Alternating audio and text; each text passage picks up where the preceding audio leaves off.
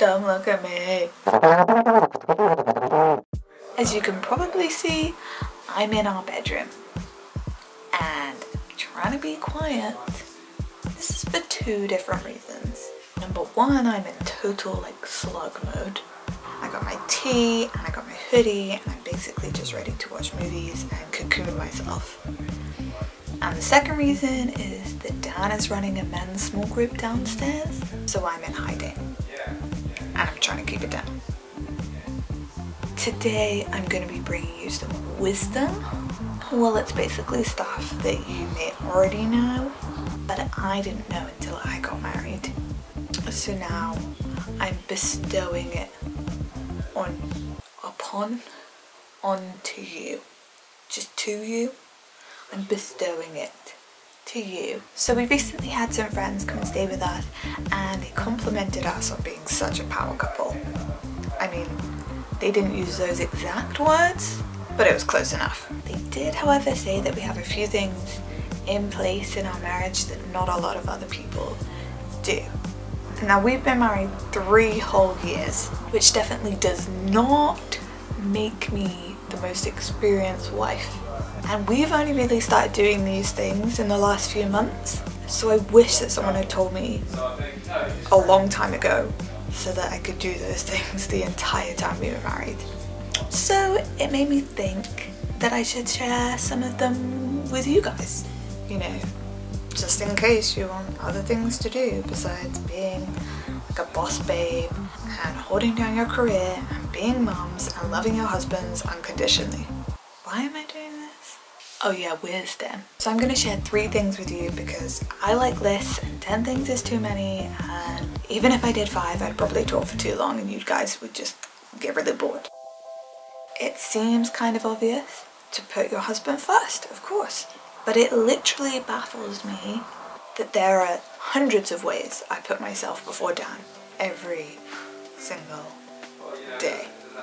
Before I got married I thought it was just like apologizing first or picking cute outfits that I know he likes. But there are so many ways to be really practical with this one. Do stuff that he needs and wants. It's so easy to do nice things that you'd want someone else to do for you. And this is when we give the love that we want to receive. If you think you don't do this, you're wrong. Go buy the 5 love languages book, find out what his language is, and do that thing. Do things without expecting praise. Of course, it's great when you cook him dinner and he gives you applause for your culinary skills, but that is not the driving force. His pleasure is. Remember, it's for him, it's not for you. Ask good questions so that you notice if he's tired and what he's lacking so you can do what you need to do. Whether it's cancelling your plans, running him a bath, cooking him dinner that night, you do what he needs. It's kind of cute, really. Get in rhythm. Okay, so this one someone actually did tell me to do before we got married, but Josh Luke Smith ended up making it into like a beatboxing song, and let's just say I'm not gifted with musical abilities, so it kind of passed me by. I basically just thought it meant getting up and having breakfast together. But recently Dan and I sat down, we looked at our schedule and we decided to commit to being routine with each other. We know what time we're getting up each day in the week and at the weekend. We also set a curfew. I know it sounds lame, but if we want to be up at 6:30 in the morning to like read and have breakfast together, we're not going to be feeling so great if we're up until 3 AM the night before watching Ink Master, even though it's an amazing show. And I need my sleep. I don't get enough sleep, I will be super grumpy and basically be in slug mode all day. So the curfew stays. We've also set up plans for each evening. We know that on a Monday we have small group, on a Tuesday Dan works a longer day at work so we just have the night to chill. On a Wednesday we have date night, which is also super important. Make time for romance, for snogging, for getting dressed up and getting dressed down, if you know what I'm saying. And on a Thursday, every other week, he has the men's small group. And on a Friday, we know that we can see friends if we want to, we can chill if we want to, or we can spend the night traveling to see family. Now granted, it may not sound super fun, but it's given us a framework in which to be spontaneous and adventurous and still maintain the ability to function in daily life without burning out. One of the other things we've committed to together is eating dinner. Now there's obviously nights where I'm invited out with the girls to watch Mamma Mia 2, so I'm not there when Dan has dinner, but that's the exception. We make it a habit to sit down, to pray, to eat dinner, and to actually talk. Because it's so easy to just cram food in your mouth, watch TV, and forget to talk to each other. Like, literally, it sounds stupid, but you'd be surprised how easy it is to forget to talk about the real stuff that matters. Which brings me to my final piece of advice. I'm gonna admit right here, right now, that when it comes to journaling, I am not a seasoned pro. Dan and I have only been journaling for like the last month or so, but it has been so good. So we've really got this idea from Jefferson Bethke in this book, Bethke. And basically what you do is you commit to spending an hour or two together every week. Go to a coffee shop, sit down in your lounge, go out to a restaurant and ask the same questions week in, week out, and commit to that time together. I'm gonna say this right now. If you do not have an hour to give to your husband, you're doing something wrong. You need to look at your calendars and sync them up.